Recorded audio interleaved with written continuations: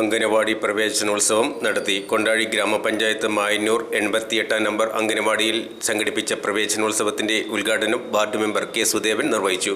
അധ്യാപിക KR അനിത അധ്യക്ഷത വഹിച്ച ചടങ്ങിൽ AK പ്രേമ ടീച്ചർ, വിമല ഉഷ എന്നിവർ ആശംസകൾ അർപ്പിച്ച് സംസാരിച്ചു. വാദ്യമേളങ്ങളോടെ പൂച്ചെണ്ട് നൽകിയും മധുരപലഹാരങ്ങൾ വിതരണം ചെയ്തുമാണ് നവാഗതരെ വരവേറ്റത്. 1ാം ക്ലാസ്സിലേക്ക് പോകുന്ന കുട്ടികൾക്ക് വാർഡ് മെമ്പർ കെ സുദേവൻ സർട്ടിഫിക്കറ്റുകളും നോട്ട് പുസ്തകങ്ങളും വിതരണം ചെയ്തു.